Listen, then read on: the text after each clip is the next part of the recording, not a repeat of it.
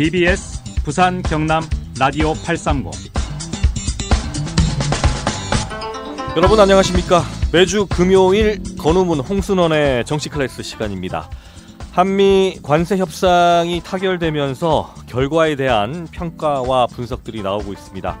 부산과 경남 지역 경제계도 파장에 주목을 하고 있는데요. 조선 분야에 대한 부분도 눈에 띕니다.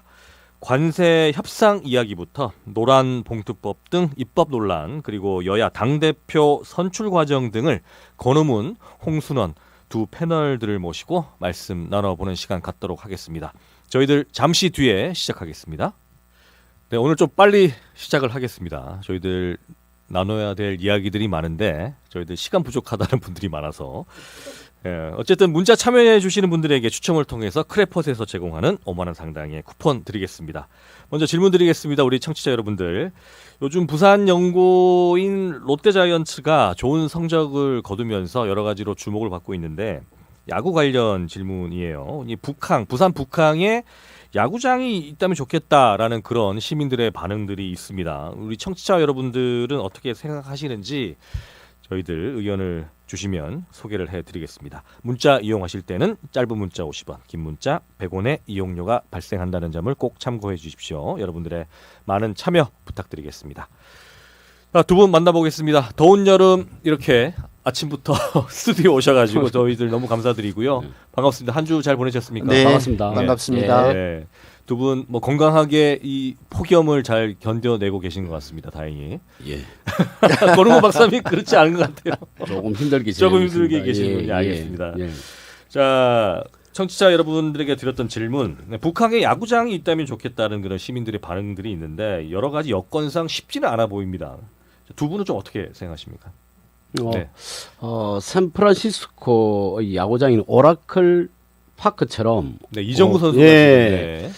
북한 야구장이 만들어졌으면 좋겠다는 부산 시민들의 그 갈망은 있었지만 어쩔 수 없이 전통을 자랑하는 보스턴 레드삭스의 펜웨이 파크처럼 리모델링으로 바뀌었다고 알고 있습니다. 그래서 저는 운동장을 크게 옮기기는 좀 어려운 부분이 있고 다시 리모델링으로 가는 게 저도 좀 예산도 전략하면서 사직동에 오래 앉아있던 사직구장을 좀 새롭게 변모시켜서 야구장으로 활용하는 게 어찌 보면 예산 낭비하지 않고 가장 좋은 방법이지 않겠나라고 생각합니다. 네, 이상적이지만 현 구장을 리모델링하는 게 현실적이다. 네네네. 알겠습니다. 홍 박사님 어떻습니까? 저는 이게 사담이라는 걸 전제하에 네. 미래적 입장에서 보면 부산도 야구장은 한 개로서는 부족하다. 현재는 우리 권 박사 말씀하셨듯이 사직구장 거기에는 실내 체육관을 비롯해서 종합 스포츠 타운이기 때문에 네. 리모델링으로 우선 마무리를 하는 것이 하나의 방법이겠지만 네.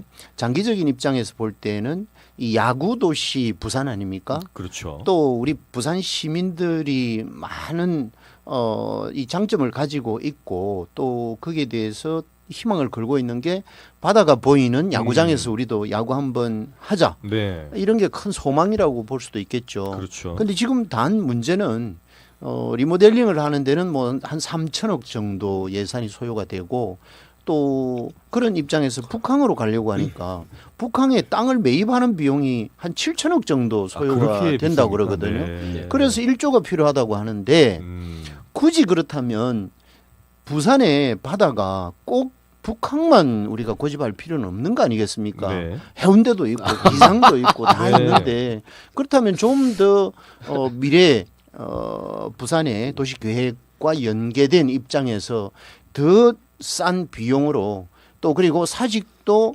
야구장을 보존하면서 또 새로운 꿈의 야구장을 하나 만들어내는 것 그런 것들을 우리가 고민을 장기적으로 해야 될 때라고 생각합니다. 네.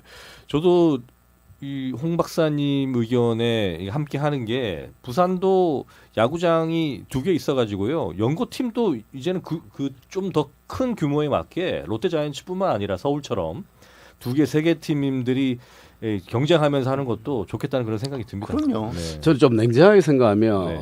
부산이 야구 도시로서 활성화되는 건 좋죠. 하지만 그 월드컵 때 네. 지어졌던 그 구장들이 사실 적자에 허덕인다는 건 냉정하게 또 인식해야 되는 문제이기 때문에 좀 필요에 의한 투자가 이루어지지 않겠나 생각합니다. 네. 그 스포츠 컴플렉스라는 게 아까 홍 박사님 말씀하신 그런 부분인데. 네네네. 네. 야구만 하는 게 아니고. 네, 앞서 얘기했듯이 네. 공공시설에 대해서는 뭐 기장체육관을 비롯해서 당연히 적자죠.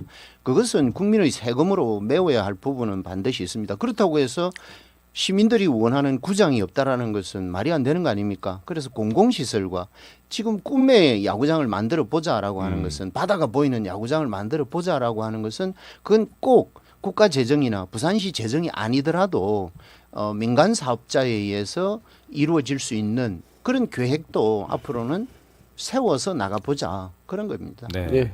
해양 글로벌 수도 부산에 맞는 바다가 낀 야구장이 될 것 같습니다. 만약에 진행된다면. 좋은 표현이신데. 네. 자, 저희들 이제 본격적인 이야기를 해보겠습니다. 한미 관세 협상 타결이 됐습니다. 지금 뭐 저희 앞서 BBS 아침 저널 금태섭의 아침 저널에서도 이 문제를 계속 얘기를 해왔는데 지역의 관점에서도 이야기를 나눠봐야 되지 않겠습니까? 네. 자, 이런저런 이야기들이 많은데 지역 경제에는 어떤 영향을 미칠지 두 분은 어떻게 좀 지켜보셨습니까? 네. 관세에 대한 부분을 먼저 언급하셨으니까 네. 홍 박사님께서 네. 그럴까요? 말씀, 예. 여당이시니까 먼저 기회를 주시는 건가요? 예. 알겠습니다. 고맙습니다. 네. 우선 뭐 한미 관세에 대한 협상이 타결이 됐다라는 거 국민 모두가 박수치고 있는 오늘 아침인 것 같습니다. 네. 구윤철 부총리를 비롯해서 김정관 산업부 장관 또 여한구 통상교섭 본부장 이 3인방이 미국에서 현지 얼마나 많은 노력을 했는지 네. 또 거기에 대해서 박수를 우리가 칠 필요도 있고 또 더더욱 우리가 민간 기업인 삼성, 현대, 한화 총수들께서도 총출동을 해서 국가 정책에 함께하는 이런 모습들 그리고 이 국내에서는 용산에 계시는 이재명 대통령을 비롯한 대통령실에서 네.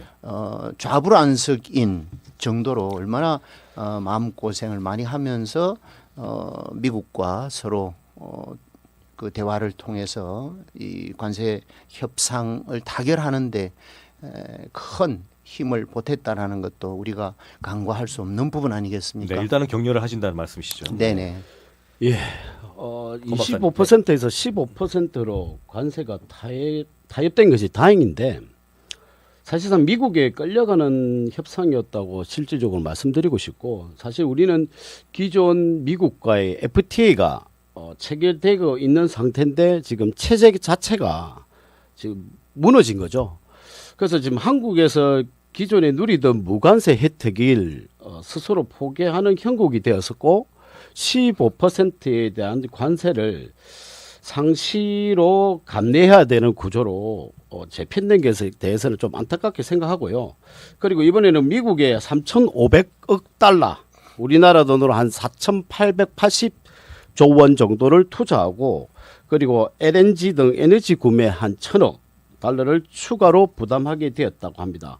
그래서 투자 펀드를 어떻게 만들고 수익 배분을 어떻게 할 것인지에 대한 디테일한 부분도 좀 부족한 사항이고 미 상무부 장관은 펀드를 발생되는 투자 수익의 90%가 미국이 가져갈 것이라고 주장해서 우리는 어떻게 대처해야 되는지도 숙제로 남는 것 같습니다. 자, 그래서 한국 입장에서는 관세로 맞서 싸울 수 있는 카드가 거의 없기 때문에 투자 양보 외에는 협상 카드가 없는 구조로 고착해야 될 가능성이 높다고 보고 있습니다. 네. 예. 그러니까 현 정부에서도 사실 미국이 이렇게 나오면 협상을 해서 우리의 좀 최대치를 이끌어내기가 정말 쉽지는 않은 상황인 것 같아요. 네. 어떻습니까, 예. 박사님? 네.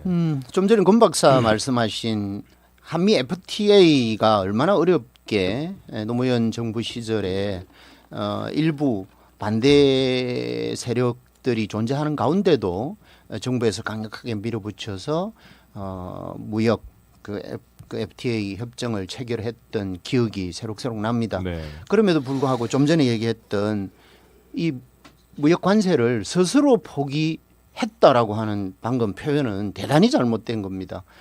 현재 왜 이 무역 관세에 대해서 전 세계가 난리를 치고 있지 않습니까?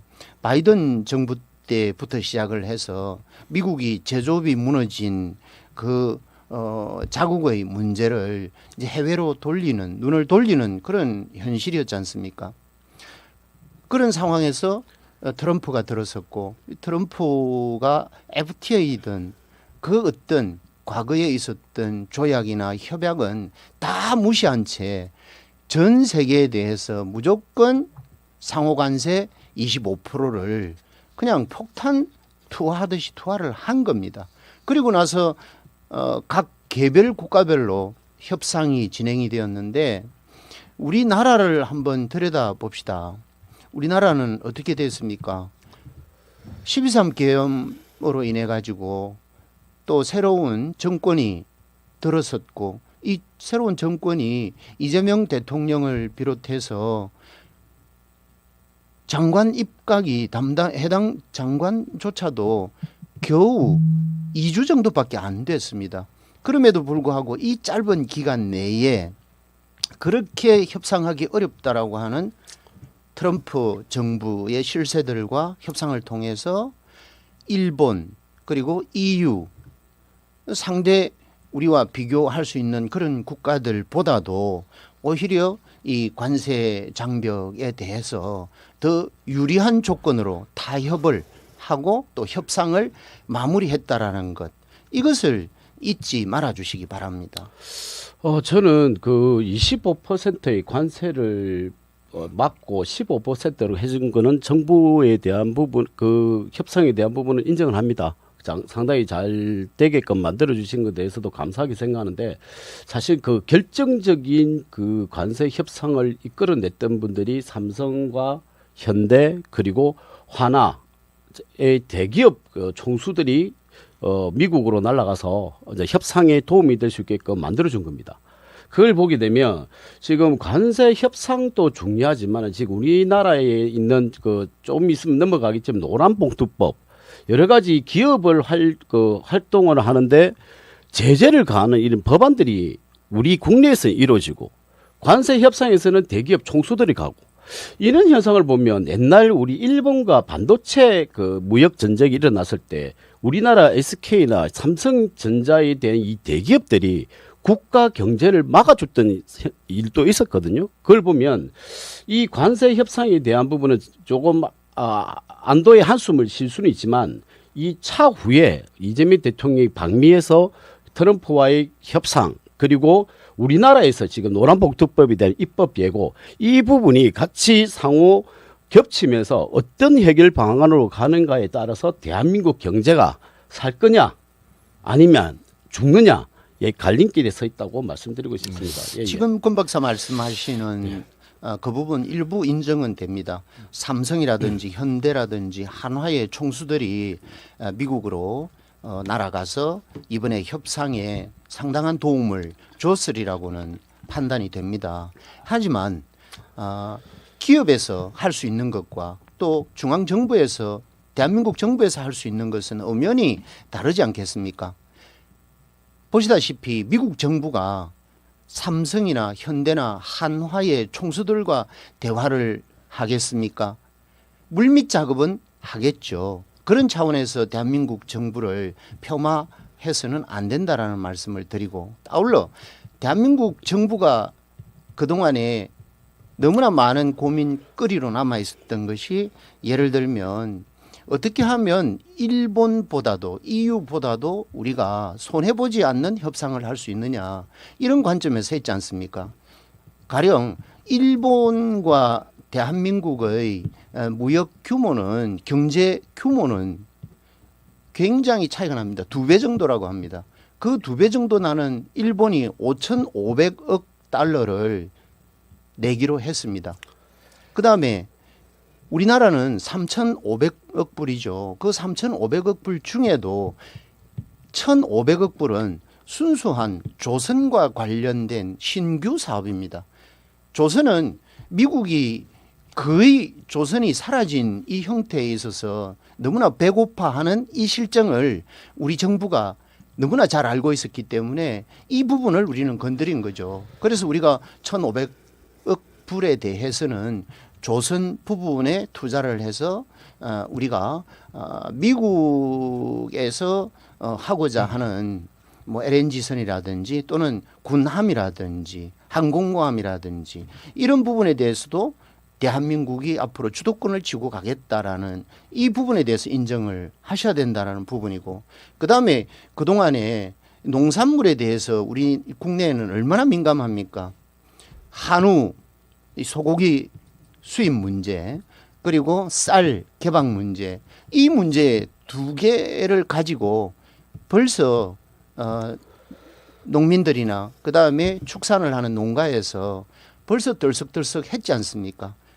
그런 것들을 하나도 간과하지 않고 대한민국 정부가 미국 정부를 설득을 해서 이런 부분에 대해서는 추가로 우리나라에서 수입 허용하지 않겠다라는 것으로 합의가 됐다라는 거, 이런 것만 하더라도 그렇습니다. 그리고 앞서 제가 말씀드렸듯이 일본과의 2배나 되는 경제 규모에서 1,500억이라고 하는 조선 분야를 제외하면 어느 정도 되느냐 하면 5,500억 대 2,000억이지 않습니까? 그러면 36% 정도에 해당되는 우리는 대미 투자 금액으로 합의를 봤다라는 것에 대해서 우리 국민 모두가 박수를 쳐야 할 부분이라고 생각합니다. 반박할 게 너무 많아서 네, 말씀하시죠. 어떤 것부터 네, 반박할지 말씀하십시오. 모르겠지만 네. 아까 말씀드린 EU나 일본 같은 경우는 GDP가 우리나라의 일본 같은 경우는 3-4배 정도의 GDP를 가지고 있고 EU 같은 경우 우리나라보다 10배 이상의 GDP의 총생산을 가지고 있는데 우리나라는 1조 얼마밖에 안 돼요. 근데 3,500불을 내는 거는 좀 과했다는 이야기가 좀 나옵니다. 한 2,500불 정도가 2억 달러가 좀 적정하다고 볼 수 있는데 사실은 조금 우리가 더 많이 그 투자를 하게 되지 않았냐라는 이야기가 좀 나오고 있고, 두 번째는 지금 철강하고 알루미늄은 50%의 관세를 맞습니다. 우리가 가장 민감한 농수산물에 대한 부분은 트럼프는 농수산물까지 모든 걸 다 오픈해서 이제 수출할 것이라고 이야기했는데 우리나라는 농수산물이나 쇠고기에 대해서는 방어를 했다는 이야기가 나옵니다. 그래서 이 부분도 아직까지 결정된 건 아니니까 조금 차후에 좀 지켜볼 문제고, 그리고 지금 정부를 폄하하는 게 아니라 지금 정부가 해야 될 문제는 사실 우리나라 경제 자체가 대기업 중심적으로 흘러가는 건 부정할 수는 없습니다. 그래서 아까 말씀드린 마스가라고 하나오션에서는 벌써 우리나라 미국에 있는 선박을 가져와서 재리모델링 하듯이 수리해서 다시 미국으로 보내는 그 작업을 하고 있었고, 그리고 하나가 이렇게 마스가라는 미국의 이런 그 좋은 멘트를 던져주면서 미국이 긍정적인 반응을 일으킨 거는 하나오션이 미국 공장 그 선박 회사를 구매를 하기 때문에 미국에서 다시 생산할 수 있는 조선업을 강국으로 만들기 위해서 생산하기 위한 방법으로 기업을 구매했기 때문에 이점이 있었다는 이야기가 나왔고요.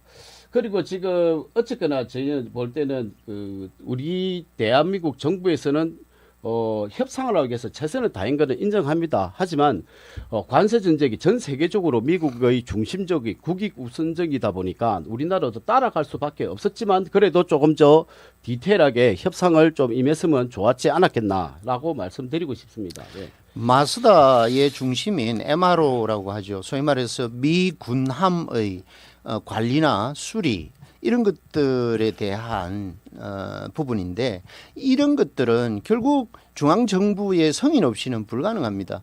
그리고 한화가 어디에 있는 기업입니까? 대한민국에 존재하는 기업입니다. 대한민국에 존재하는 기업은 미국의 입장에서 중국 조선 산업이 굉장히 활성화되어 있는 그런 상황입니다. 그렇다면 미국이 국방 차원에서는, 외교 안보 차원에서는 나름 적대국과도 같은 그런 인식을 가지고 있는 미국이 중국에다가 이런 MRO 사업을 맡기겠습니까? 그렇지 않지 않습니까? 그런 차원에서 대한민국 정부는 이미 이런 것들을 간파를 하고 미국 국방성과 그동안에 계속 협의를 해왔고 그런 과정 속에서 한화오션이 가장 이 부분의 기술력을 확보를 하고 있는 그런 입장이기 때문에 이번에 좋은 성과가 됐고 또 그걸 기반으로 우리 정부는 처음부터 조선 부분이 미국이 가장 약점이라는 걸 알고 있었기 때문에 이 약점을 물고 우리가 협상의 카드로 썼다라는 겁니다. 그런 관점에서 보셔야 되고 그래서 앞서도 말씀드렸듯이 조선 관련 1,500억 불을 제외하면 2,000억 불은 실제로 일본 5,500억 불에 해당 비교를 해보면 36%밖에 안 된다라는 걸 다시 한번 인식을 해 주시기 바라고 그리고 일본과 우리나라의 협상 내용을 보면 일본은 그냥 뭉텅거려서 포괄적인 약정이 되어 있습니다. 그렇지만 우리는 우리가 충분히 미국 사회 또 미국 내에서 우리나라의 산업을 보호할 수 있으면서 우리나라의 덕을 볼 수 있는 그런 차원으로 이번에 협약 또 협상을 했다라는 겁니다. 예를 들면 반도체 이런 부분 얼마나 우리나라에 있어서는 주요 먹거리 산업입니까? 반도체의 경우에 최혜국 대우를 우리가 존중받았다. 그리고 바이오 산업 마찬가지죠. 의약품이죠. 최혜국 해주겠다라고 약정을 받았다라는 것만 해도 얼마나 큰 이익을 고려한 협상이었나 하는 걸 다시 한번 말씀드립니다. 우리나라의 가장 큰 역에 대한 부분이 자동차하고 철강하고 전자하고 화학이에요. 이 부분에 대해서는 관세에 대한 그걸 특별한 죄송합니다. 네. 네, 저희가 또 라디오 시간이 벌써 마무리가 됐기 때문에 이 마이크는 BBS 부산 유튜브 채널로 계속해서 이어가겠습니다. 오늘은 하실 말씀이 많기 때문에 언제 마무리가 될지 모르겠어요. 그러니까 라디오는 여기서 마치고요. 저희들 BBS 부산 유튜브 채널에서 계속 이어가도록 하겠습니다. 여러분 고맙습니다. 감사합니다. BBS 부산 유튜브 채널에서 권은문 홍순원의 정치 클래스 시간 이어가도록 하겠습니다. 권은문 박사님 제가 죄송합니다. 마지막에 이어서 말씀해 주시면 제가 죄송합니다. 제가 시간을 못 지켜서 말씀을 드려서 죄송하고 이어가시죠. 그래서 저는 지금 볼 때는 우리나라의 가장 주력 수출 품목들인 자동차, 철강, 전자, 화학 등이 사실 큰 타격을 받을 수밖에 없는 것 같습니다. 어느 누구 전문가 말씀대로 농수산 또 우리 농업이나 쇠고기도 상당히 중요하고 우리 국민들을 보호해야 될 품목이지만 2조 원 정도에 대한 매출과 400조 원의 매출의 그 차이를 간극을 생각하지 못하고 협상을 했다는 이야기도 또 나오고 있습니다. 그래서 항상 뭐를 하게 되면 반대 입장이 나올 수밖에 없는 부분이지만 지금 사실 우리나라에서 가장 중요한 자동차의 관세가 조금 안타까운 부분을 조금 가지고 있다. 유럽이나 EU나 일본과 자동차의 경쟁에서 조금 경쟁 우위에 서 있었는데 지금 떨어진 부분에 대해서는 자동차 업계도 조금 안도의 한숨을 치지만 좀 경쟁력이 더 높아져야 된다라는 생각을 가지고 있는 것 같아요. 그래서 저는 아까 말씀드린 지금 관세 협상 때문에 지금 우리나라가 안도의 한숨을 쉬고 지금 이재명 정부도 자화자찬하고 있는 부분을 알고 있습니다. 그런데 저는 상당히 우려스러운 부분이 상법 개정이나 노란봉투법이라 생각해요. 자연스럽게 개헌 입법으로 그래서 지금 반도체 부분도 마찬가지로 협상을 잘한 부분은 잘했다고 인정해주고 잘못된 부분은 잘못했다고 말씀하고 지적을 하고 있는 부분이고 지금 입상법이나 이 개정안 자체가 지금 산업 현장에 완전히 이 질서를 무너뜨리고 그리고 지금 대한민국 경제의 지속 가능성을 위협하고 있다. 저는 그렇게 생각하고 있어요. 그래서 절대로 노란봉투법만은 통과되면 안 된다라고 저는 꼭 말씀드리고 싶고요. 지금 이 노란봉투법이 통과되게 되면 사실 유럽 상공회의소에서도 지금 철수를 하겠다. 그다음 미국 업체에서도 철수를 하겠다는 이야기까지 나왔기 때문에 이건 대단히 심각한 문제다라고 말씀드리고 싶습니다. 네. 뭐 노란봉투법 넘어가기 전에 얘기했던 한미 관세 협상 타결에 대해서 이재명 정부가 자화자찬하고 있다라고 하는 표현은 국민의힘만 그렇게 얘기를 하지 대한민국에 있는 전문가 모두는 협상 정말 고생했다. 완벽하지는 않지만 잘했다. 이렇게들 말씀들을 하고 계십니다. 그런 관점에서 권 박사께서도 이 생각의 차이를 좀 바꾸면 좋겠다. 그걸 정치적 관점에서 해석하면 대한민국은 미래가 없다. 앞서도 말씀드렸듯이 한미 FTA가 그대로 유지가 되기를 대한민국 국민이라면 누구가 반대를 하겠습니까? 그럼에도 불구하고 왜 트럼프 정부가 들어서서 관세 폭탄을 이렇게 투하를 했습니까?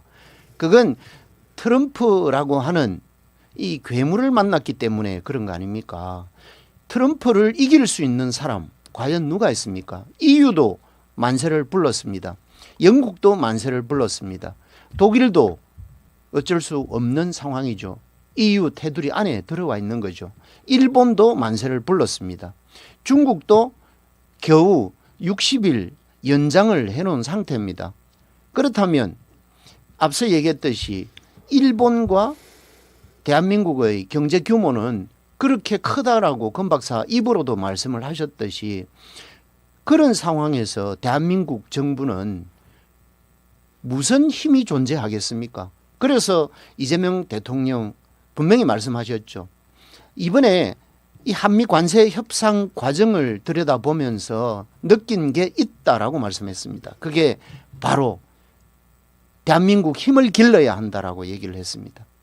힘이 없으니까 모든 강대국과 협상에 있어서 우리는 을의 위치밖에 안 된다라고 하는 이 가슴 아픈 말씀을 대통령으로부터 우리는 전달을 받았습니다. 이런 상황에서 대한민국의 이익을 놓고 우리가 토론을 해야 되고 고민을 해야 되는 또 협상을 해야 되는 또는 미국과 전쟁을 쳐야 하는 이런 상황에서 여야가 따로 있겠습니까? 어제 국민의힘 원내대표께서 말씀도 과거처럼 그렇게 끈질긴 반대의 말씀은 아니지만 그래도 정확하게 정부가 이번에 한미 관세 협상 타결에 대해서 크게 박수치겠다. 이 한마디는 나오지를 않는다라고 하는 것이 국민의 한 사람으로서 참 답답했다라는 말씀을 우선 좀 드리고 싶습니다. 저는 지금 한미 FTA를 가장 반대했던 사람들은 좌파 진영입니다. 우파 진영이 반대한 게 아니에요. 그런데 이게 계속 유지되었으면 좋겠다는 바람이지만 지금 세계적으로 이 흐름 자체가 경제 중심, 국익 우선주의적인 부분이 있다 보니까 이 무역 전쟁에서 이길 수 있는 방법이 뭐냐? 마찬가지로 아까 말씀대로 이 관세에 대한 부분은 15%가 25%에서 15% 내려온 거는 상당히 선방을 했다라고 말씀드린 거고 이 국익에 대한 부분 즉 전 세계적으로 글로벌화된 이 경쟁 속에서 이길 수 있는 부분은 뭐냐? 자국에서 기업이 강해야 된다 보는 겁니다. 그래서 자꾸 제가 말씀드린 게 대한민국은 사용자가 을이에요. 고용되는 사람이 갑이란 말입니다. 그럼 이런 이 환경 자체에서 어떻게 이런 토양에서 어떻게 기업이 뿌리를 깊게 내리고 올라가겠습니까? 외국에서는 굽신거리고 안에서는 강하게 기업을 몰아치고 있는데 이런 형태로 글로벌적으로 전 세계적으로 무역 정쟁을 해라? 누가 할 겁니까? 정부가 할 것입니까? 기업이 할 거잖아요. 그럼 기업이 유리한 법안을 만들어주고 기업에 대해서 더 좋은 세제 법안이라든지 여러 가지 혜택을 줄 수 있는 법안을 만들어야지 어느 고용노동부 장관은 직접적으로 나서면서 가만두지 않겠다는 뭐 이런 사고라든지 노조 파업에 대해서 견제라든지 기업에 대해서 사실은 눈치를 주는 부분까지 움직이고 있어요. 그러면 과연 저라도 나가겠습니다. 외국으로. 어떻게 한국에 살아요? 맨날 데모인데. 파업이고 맨날 고용주만 나쁜 놈이고 이 사람들이 법에 대한 범법자라고 판단하게 되는데 지금 이런 형태에서 이 기업이 대한민국에서 어떻게 기업을 살아가겠습니까? 그래서 제가 말씀드린 거는 아까 관세에 대한 부분 좋습니다. 이 정부 이재명 정부에 대해서는 15%까지 맞춘 거는 약점적인 부분과 부정한 점이 있는 거는 인정하고 잘했다라고 이제 인정해 주지만 이제는 대외 관세를 미국과의 협상을 했으면 바깥에서 그만큼 선방을 했으면 이제는 국내에서 기업을 살릴 수 있는 방법을 생각해야지. 왜 자꾸 노동자들 뭐 중심적으로 노런 봉투법이라든지 상법을 이렇게 개정해 가지고 자꾸 악법을 만드는지 저는 도저히 이해는 못 하겠어요. 그래서 제가 말씀드린 게 아까 우리 정부를 폄하했다는데 이 정부가 기업을 살 수 있게끔 제재를 가하지 말고 법안을 만들어서 제재를 가하지 않게끔 만들어야 되지. 왜 자꾸 기업을 괴롭히는지 난 도저히 이해는 못 하겠어요. 네. 자, 개정안 얘기 좀 해주셔야 되겠습니다. 자화자찬이라고 하는 표현에 대해서 내가 설명을 했던 것이고 지금 그렇게 이제 노란봉투법으로 연관을 지어서 얘기를 하는 부분 그거는 다른 맥락에서 말씀을 하셔야 된다라는 거. 그리고 한미 FTA는 미안하지만 노무현 정부 때 서로 한미 FTA가 수립이 되었습니다. 맞습니다. 체결이 맞습니다. 되었습니다. 예. 그런데 무슨 저는 좌파 우파 정부 뭐 이런 표현을 잘 안 하는데 꿈 박사 얘기했듯이 좌파들이 반대를 했는데 무슨 FTA를 그렇게 표현하느냐라고 얘기를 했기 때문에 제가 반대를 했다고요. 정리를 많이 하는 반대를 겁니다. 했다고 FTA 할 때 반대를 했다고요. 예. FTA를 결국 체결을 한 정부는 노무현 정부 맞습니다. 노무현 정부인데 예. 노무현 정부는 그러면 우파 정부입니까? 아니 좌파 정부라고 진보 정부라고 말씀드리지 않습니까? 예. 그래서 그거를 예. 정확하게 알고 얘기를 좀 하면 좋겠다. 그렇게 정리를 좀 틀린 하고 말을 그다음에 이제 두 번째 대한민국은 내수와 외수 구조가 7대 3입니다. 70%는 결국 수출에 의해서 대한민국을 발전시켜 왔고 대한민국이 먹고 사는 돈을 외국에서 벌어와야 되는 그런 특수한 경제 구조를 가지고 있다라는 것. 그렇다 보니까 글로벌 체제 하에서 FTA를 비롯해서 모든 협정 체결이나 이런 것들에 대해서 대한민국 정부가 민감하지 않을 수가 없는 것이죠. 그런 과정 속에서 보면 좀 전에 얘기했던 노란봉투법에 관련된 노동 관련 법 그리고 또 노동자의 지위권 향상이나 이런 것들을 포함해서 CO2 문제, 탄소 중립 문제, 그 다음에 아시다시피 친환경 생산 설비 그리고 제품 이런 것들의 부분들은 우리나라 기준의 문제가 아니고 국제 협약에 의해서 우리는 지키지 않으면 안 되는 그런 경제적 특수성을 가지고 있다라는 걸 전제하에 무조건 기업을 왜 반대하느냐, 왜 기업을 못 살게 구느냐 이런 표현은 굉장히 위험한 발언이다. 그렇게 나는 얘기를 하고 싶어요. 제가 뒤에서 말씀드리고 싶은 게 위험한 발언이지만 계속 하겠습니다. 네네. 왜 그렇게 많냐면 아까 말씀대로 7대 3 구조라고 하면 수출을 하기 위한 방법으로는 국내 생산이 안 되면 외국에서 생산해 와야 될 거 아닙니까? 왜 자꾸 우리나라가 외국으로 자꾸 공장을 만들겠습니까? 임금이 알겠습니까? 노동. 이것 때문에 공장을 이전하는 거 아니겠습니까? 유럽이나 미국도 지금 자국 이익으로 만들기 위해서 미국으로 자기들 외국에 나갔던 기업들을 불러들이고 있는 상황이고 지금 유럽도 마찬가지고 이 상태에서 우리나라처럼 이렇게 노동에 대한 경직성을 가진 나라는 저는 없다고 봅니다. 어찌 보면 유럽이 상당히 노동의 경직성을 많이 가지고 있고 노조들이 강한 그 지역이 유럽이라고 보는데 유럽 상공회의소에서 철수를 하겠다는 이야기 놓았다면 이거는 그 반하는 유럽보다 더 강한 이 기업에 대한 이 반발을 가지고 있다고 생각할 수밖에 없는 부분이죠. 그래서 저는 이게 지금 기업을 옥죄는 거는 지금 노동법이 많이 통과되었어요.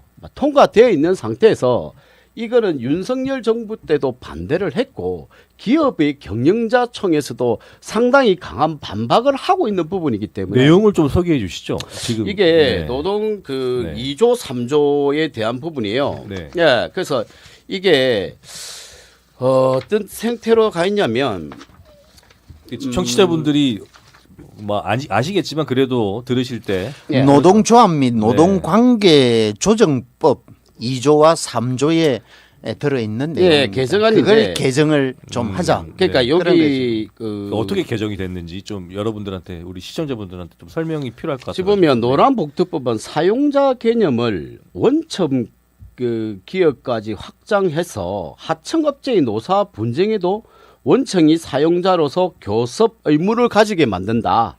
이는 산업 현장의 책임 소재를 불명확하게 만들고 기업의 경영권을 심각하게 침해하는 조항이다. 또한 불법 행위로 판결난 파업에 대해서도 손해배상 및 가압류를 제한하는 것은 법질서 위에 집단행정을 올려놓겠다는 반법치적인 사고라고 한다는 말씀이면 뭐냐면 노사 분쟁에도 원청과 하청의 1차 밴드, 2차 밴드, 3차 밴드, 4차 밴드가 있으면 4차 밴드까지 교섭을 해야 되는 거고 불법 파업으로 인해서 민형사상 소송이 걸린 거를 지금 하지 못하게끔 만들고 그러다 보니까 일반 불법 파업을 하더라도 기업에서는 제재를 못 하는 부분이거든요. 그러면 기업이 할 수 있는 게 뭐냐? 사실은 아까 위원만 말하신 노조께서 그냥 경영자로 올라가시는 게 네. 저는 더 낫지 않겠나. 왜냐하면 저는 사실 기업 중심적인 사고 방식을 가지고 있어요. 기업이 살아야지 우리가 근로자들이 살고 복지가 만들어지고 이 대한민국 전체가 이루어지고 그다음에 사회가 만들어지고 가족이 만들어진다고 보거든요. 그래서 이 기업에 대한 부분은 악덕 기업들도 또 있습니다. 그 몇몇 때문에 이 전체적인 법안을 바꾼다는 거는 사실 좀 무리가 있지 않나. 이거를 좀 재고를 해줬으면 좋겠다. 네. 예, 좀 더 합의하에 좀 더 판단하에 갔으면 좋겠다라고 말씀드리고 싶습니다. 이 노란봉투법은 한 20여 년 가까이 돼가죠. 쌍용 자동차 사태 때 그때 많은 국가적 문제거리로 대두가 되었었습니다. 이런 큰 문제가 발생되었을 때 결국 최종 강제 진압을 했었죠. 그 강제 진압 이후에 어떻게 정리가 되었느냐 하면 기업에서 이 노조에 참여했던 파업에 참여했던 근로자들에게 보상 청구를 했습니다. 보상 청구를 했는데 재판부에서 47억이라고 하는 배상을 기업주에게 하라고 그렇게 판결이 난 겁니다. 그래서 어느 날 어떤 일반 시민이 노란 봉투에다가 이 그 보상비 47억에 조금이라도 보태라고 해서 십시일반으로 돈을 내기 시작했습니다. 그게 아마 제 기억이 정확한지는 모르겠습니다만 한 17억 정도 그 당시에 모였다고 해요. 그래서 그게 계기가 돼서 그렇다고 하면 이런 부분에 대해서도 근로자들의 입장에서 그 당시에는 불법 그 노동 행위인지 아닌지 그것에 대해서 갑론을박이 되고 있는 그런 상황이었기 때문에 노동자 입장에서는 우리는 당연히 불법이 아니라고 하는 주장이었고 또 사법 당국에서는 불법이라고 하는 판단하에 47억이라고 하는 배상금이 판결이 됐기 때문에 이런 문제가 쟁점이 되어서 앞으로 그러면 이런 부분에 대해서 법안을 좀 조정을 하자, 수정을 하자 그렇게 해서 시작이 된 거거든요. 그래서 첫 번째가 결국은 손해배상 청구에 대해서 제한하는 이 부분을 수정을 하자. 무조건 손해배상 청구를 할 수는 없는 거 아니냐. 단 앞서 얘기했듯이 불법 노동 행위에 대해서는 이것은 불법으로 노동 행위를 했기 때문에 이건 근로자도 수용을 하지만 모든 손해배상에 대해서는 근로자의 노동 행위와 또 쟁의 행위에 의해서 발생된 손해에 대한 배상 청구권을 기업이 행사를 하는 거에 대해서는 잘못된 것이다. 이게 한 가지고. 네, 법적 테두리에서는 제기를 할 수 있고 그렇죠. 손해배상 청구하면 안 된다 이런 말씀이시죠. 그렇죠. 네, 네. 그렇게 가자라는 것이고 그다음에 두 번째는 노사관계에 있어서 사용자의 범위를 좀 확대를 하자. 이게 두 번째입니다. 이건 어떤 형태냐 하면 예를 들면 한화오션 이전에 대우조선 시절에 하청업체가 그 불법이라고 표현을 이제 사법당국에서는 합니다마는 점거를 해서 조업을 중지를 시켜야 되고 또 근로자들은 근로자들대로 임금을 받지도 못하고 상당히 오랜 시간을 그렇죠. 두고 사회적 문제 또 국가적 문제가 대두가 됐죠. 저도 기억이 납니다. 그래서 윤석열 정부 들어서 강제로 철거를 시켰거든요. 거기에 또 요즘 논란이 되고 있는 모 씨가 네. 작용을 해서 철거를 시켰다. 뭐 이런 얘기도 있지 않습니까? 네. 바로 그 상황이거든요. 그런데 하청업체 노동자들은 근로자들은 정말 어렵습니다. 권한이 아무것도 없습니다. 그렇다고 해서 하청업체 대표는 권한이 있습니까? 없습니다. 원청에서 시키는 대로 할 수밖에 없습니다. 원청에서 하청업체에 일 안 주면 하청업체 근로자들은 객소리도 못하고 그 현장을 빠져나와야 됩니다. 이거는 동일하게 근로자의 문제뿐만이 아니라 하청업체를 경영하고 있는 소규모 하청업체 경영자에게도 똑같은 문제점이 존재한다라는 것이죠. 그래서 원청과 그다음에 하청업체 이 관계의 간극을 좁혀줘야 되는데 기업과 기업 간에는 간극을 좁힐 방법이 없는 것이죠.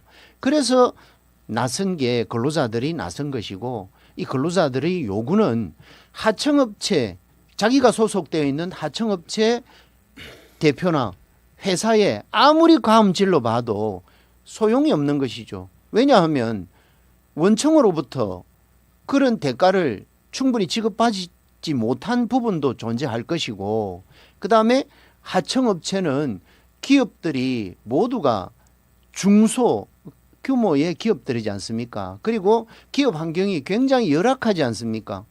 그렇게 만들어 놓은 이 기업 생태를 누가 만들어 놨습니까? 결국은 급속하게 진행되었던 산업화 속에서 정부는 수수방관을 했고 또 그 사이에 대기업은 관례적으로 관행적으로 그렇게 진행이 되어 왔던 것입니다. 그래서 이런 것들을 앞으로 좀 개선을 해서 비록 하청업체의 근로자지만 결국은 원청업체의 하청업체 근로자가 없으면 원청업체 존재 불가능하잖아요. 하청업체 안 두려고 하면 원청업체에서 모든 해당되는 부분의 기술자나 기능공들을 직접 고용을 해야 되는 거 아닙니까? 원칙은. 그런 고용을 하지 않으려고 지금 관행적으로 진행하고 있는 게 하청업체고 하청업체에 속한 노동자들 아닙니까? 근로자들 아닙니까? 이런 부분들을 우리가 사회적인 타협을 통해서 이제는 좀 지속적으로 대화도 하고 그렇게 해야 되는데 근로자들이 말하는 부분이 나오면 원청은 무조건 안 된다라고부터 시작합니다. 그리고 또 거기에 관련돼 있는 조직체들 뭐 경총이라든지 이런 부분에 있어서도 실제 하청업체 근로자들과 언제 한번 대화해 보려고 마음을 열어봤던 적이 없지 않습니까? 그래서 마지못해서 지난번 윤석열 정부 때 이 법안을 거대 야당의 입장에서 통과를 시켰는데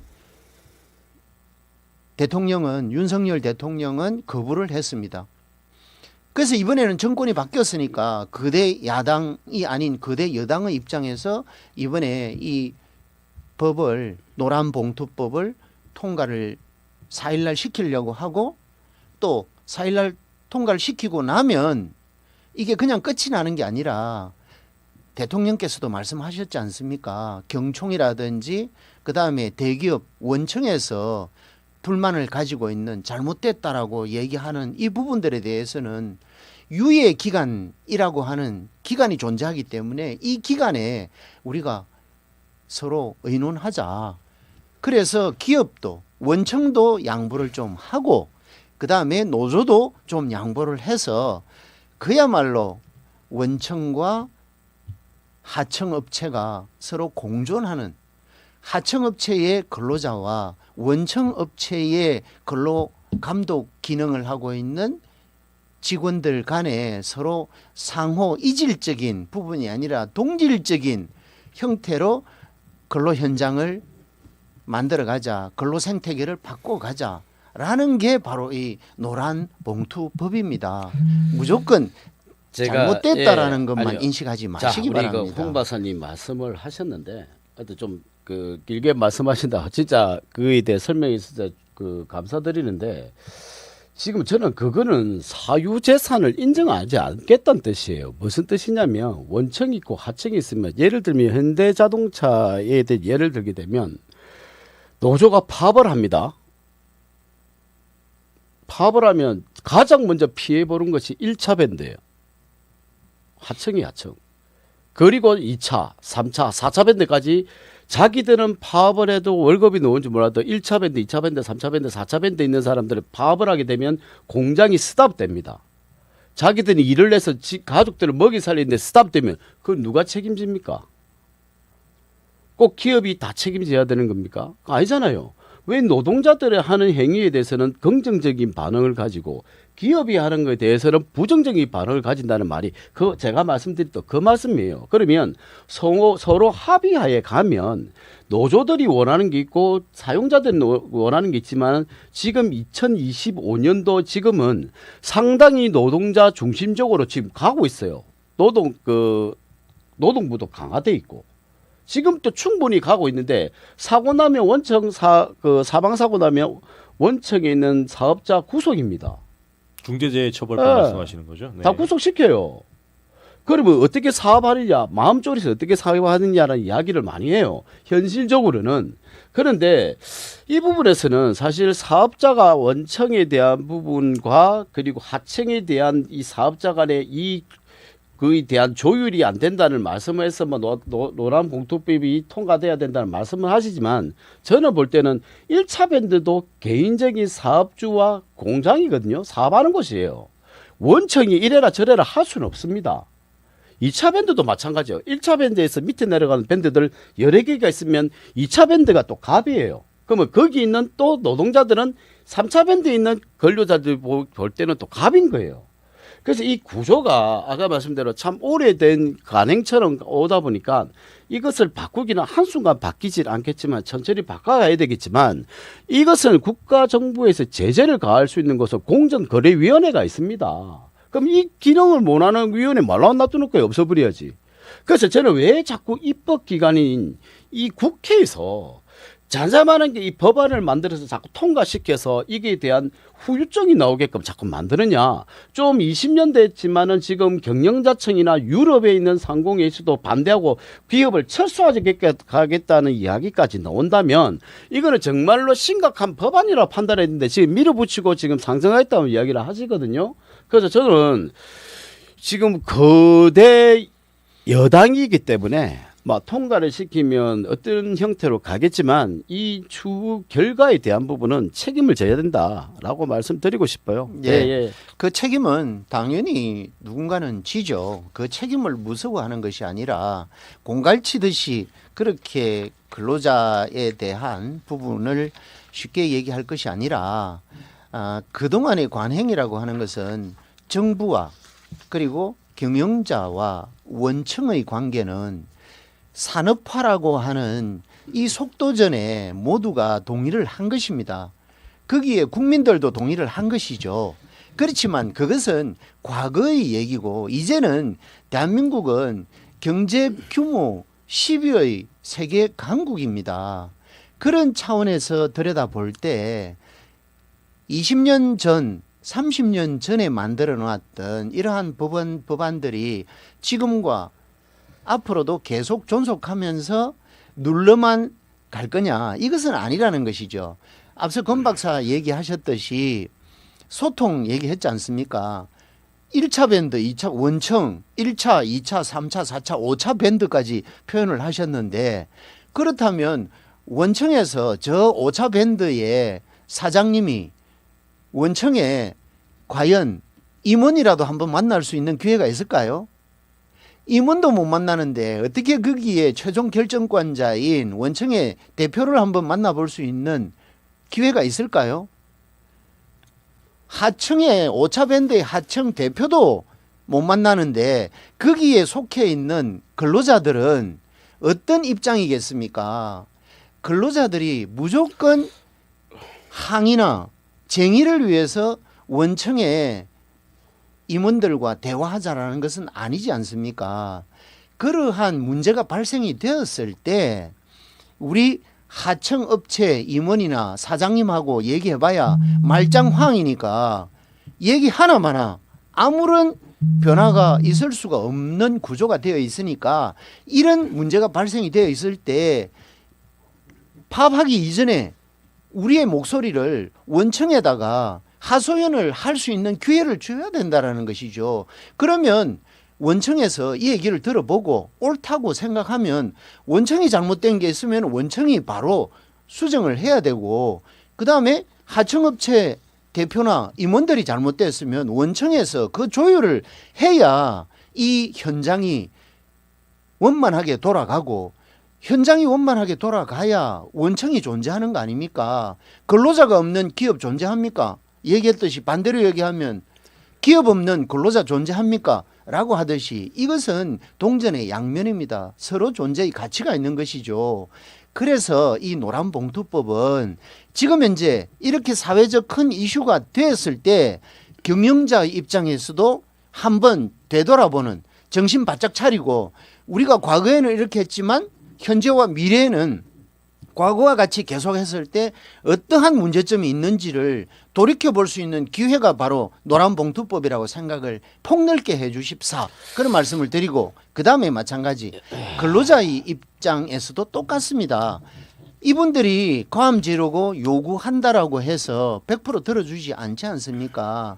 그래서 시대적인 변화가 있다라는 것은 근로자 입장에서도 충분히 아니까 이런 관점에서 우리가 제대로 된 소통을 통해서 노란봉투법을 제대로 한번 전 세계에 내어놔도 부끄럽지 않는 이런 법을 한번 만들어 보자라는 차원에서 말씀을 하는 거고 또 이재명 정부에서도 마찬가지 이 양쪽의 부분에 있어서 실용적인 판단을 할 수 있는 방법은 노란봉투법을 계속 끌어가서는 안 된다. 4일날 통과를 시켜 놓으면 경영자 입장에서도 정신 바짝 차릴 것이고 그다음에 근로자 입장에서도 정신 바짝 차려서 서로 협상 테이블에서 실용적인 대안이 나올 것이다. 이게 지금 이재명 정부에서 요구하는 것입니다.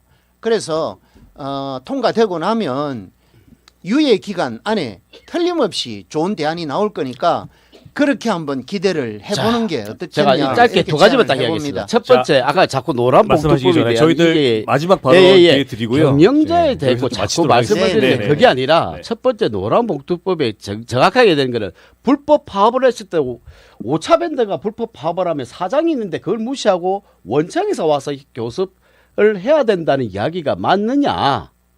제가 이 말씀을 드리는 거에 그러니까 잠시만요. 두 번째, 자 요거를 제가 하청업체에 권한이 있다면 근로자들이 하청의 사장이 되는 건 뭡니까 그러면? 사장 그럼 5차 밴드 사장은 뭐고 전무이사들은 뭡니까? 권한이 아무것도 없습니다. 자 그다음 두 번째는 어느 변호사 말씀드리면 자기가 이게 딱 맞는 것 같아요. 돼지국밥집을 합니다. 국밥을 일반 소비자에 팔아요. 그러면 돼지를 공급하는 사람이 소비자를 봐야 되고 팔을 공급하는 사람이 소비자를 봐야 됩니까? 문제가 생겼을 때. 저는 그건 어느 변호사가 예를 들었는데 그거는 상당히 맞는 말씀이라 드리고 이거는 생각이 차이겠지만은 저도 근로자분들을 무시하는 게 아니에요. 기업 우선주의라는 거는 악덕 같은 업주들도 있고 지금 뭐라고 이야기할 수는 없지만 좀 어느 분야 같은 경우는 일부러 파산 신고 내서 진짜 밑에 있는 하층들 괴롭히고 법적으로도 적용 못 받아가 힘들게 있는 사람들도 있습니다. 사실 그런 거를 입법기관에서 바꿔줘야 되는 문제라고 보고요. 지금 우리나라 지금 관세부터 해서 지금 이 노란 봉투법까지 지금 혼란기에 자꾸 겪고 있으니까 저 입장에서는 아까 말씀드린 이 3조에 대한 부분은 경영자청이나 EU 쪽이나 미국 쪽도 이거 우려를 표하는 거는 한 번 더 재고를 해봐야 되지 않겠나라고 마지막으로 말씀드리겠습니다. 그래서 유예 기간이 알겠습니다. 있다라는 겁니다. 알겠습니다. 유예 기간에 좋은 실용적인 대안이 나올 것이다. 알겠습니다. 여기서 이번 주 방송은 정리를 하고요. 저희들 뜨거웠던 이유는 그만큼 오늘 다뤘던 주제들이 저희들의 생활과 경제에도 막대한 영향을 끼치기 때문이라고 좀 이해를 해주시고요. 사실은 두 분은 굉장히 사이가 좋으십니다. 절대 오해하지 마시고요. 오해하지 마시기 네, 바랍니다. 네. 죄송합니다. 네, 예, 여야의 예, 입장에서 각자의 생각들을 조리 있게 말씀을 해주시다 보면 이렇게 좀 대립될 수도 있다는 말씀을 드리고 오늘 방송은 여기서 마치도록 하겠습니다. 오늘 고맙습니다. 홍 박사님 감사합니다. 수고하셨습니다. 예, 고맙습니다. 고맙습니다. 예.